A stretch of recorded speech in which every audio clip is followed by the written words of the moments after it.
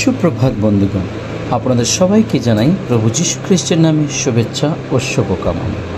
আসুন দেখি ঈশ্বর তার পবিত্র শাস্ত্র বাইবেল থেকে আজ এই প্রাতকাল আমাদের কি বলতে চান।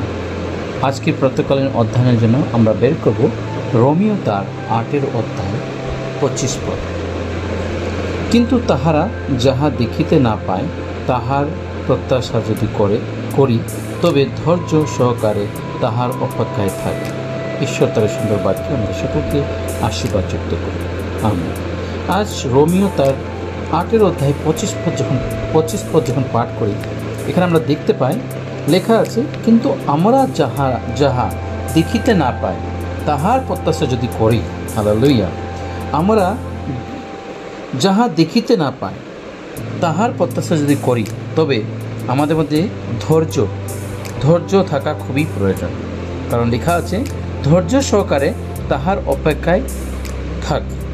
হ্যাঁ বন্ধুগণ, ইহা খ্রিস্ট মণ্ডলীদেরকে এই কথা বলা হচ্ছে, আমরা সেই পবিত্র আত্মার প্রত্যাশায় যেন আমরা থাকি। কারণ আমরা এই জীবন যে পেয়েছি, সেই জীবন আমাদের জন্য এক প্রকারের ঈশ্বরের কাছ থেকে এক ধরনের ঋণী হয়ে আছে, এবং সেই ঋণী ঈশ্বর তার সন্তানদেরকে, তার লোকদেরকে, তার একমাত্র পুত্রকে দিয়ে তিনি ক্রয় করেছেন, কিনে নিয়েছেন, এবং তার দ্বারাই আমরা পরিত্রাণকে প্রাপ্ত হয়েছি। প্রভু যীশু দ্বারাই আমরা পরিত্রাণকে প্রাপ্ত হয়েছি, জীবনকে লাভ করেছি।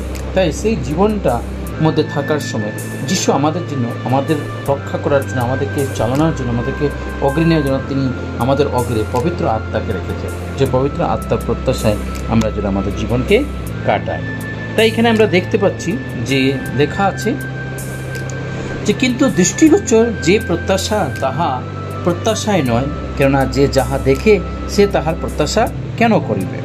সত্যি কথা, যাহা আমরা সবসময় আমাদের নজরে, আমাদের গোচরে আমরা যা কিছু দেখতে পাই তার কোনো সময় প্রত্যাশা করি না, কিন্তু যে জিনিসটা আমরা দেখতে পাই না তার প্রত্যাশা আমরা করি। কিন্তু ঈশ্বরের লোক, প্রভুর লোক, খ্রিস্টীয় লোকদের একটা কাজও হচ্ছে, এখানে একটি কাজ হচ্ছে, সেটা হচ্ছে ধৈর্য। আমাদেরকে ধৈর্য ধরে যিশুর সাথে জীবনযাপন করা, সততার সাথে, পবিত্রতার সাথে জীবনযাপন করা আমাদের প্রয়োজন, এবং সেই ধৈর্য সহকারে আমরা যেন সেই প্রত্যাশার অপেক্ষায় করি। হালেলুয়া, সেই প্রত্যাশা, সেই পবিত্র আত্মার অপেক্ষা করি, কারণ সেই পবিত্র আত্মার দ্বারাই আমরা আমাদের জীবনের প্রত্যেকটা বিষয়কে আমরা প্রাপ্ত করতে পারব। কারণ আত্মা আমাদের থেকে সেটাই চায়। কারণ আত্মা অনেক সময়, পবিত্র আত্মা সে দুর্বল, সত্যিকার এই সংসারের মধ্যে যে সমস্ত কষ্টের মধ্যে যখন পড়ে যায়, সেই কষ্ট থেকে বার করার জন্য পবিত্র আত্মাই শুধু কাজ করতে পারে আমাদের জীবনে।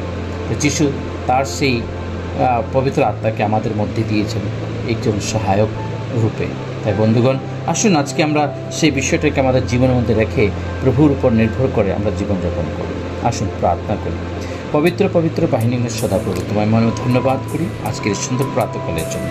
এই প্রাত থেকে নিয়ে সারা দিন তোমাদের সঙ্গে সঙ্গে থাকলে তোমার পবিত্র আত্মা তোমাদের ঢেকে রাখবে। আমাদের প্রত্যেকটা পাপ, অন্যায়, অপরাধ ক্ষমা করো। আমাদের মধ্যে সেই ধৈর্য, আমাদের মধ্যে সেই শান্ত, আমাদের মধ্যে সেই পবিত্রতা তুমি দান করে যিশু। এই দিনের ভার গ্রহণ করো, আমাদের সকলের সঙ্গে সঙ্গে থাকো। এই ক্ষুদ্র প্রার্থনা যিশু তোমার পবিত্র নামে চাই, আমিন।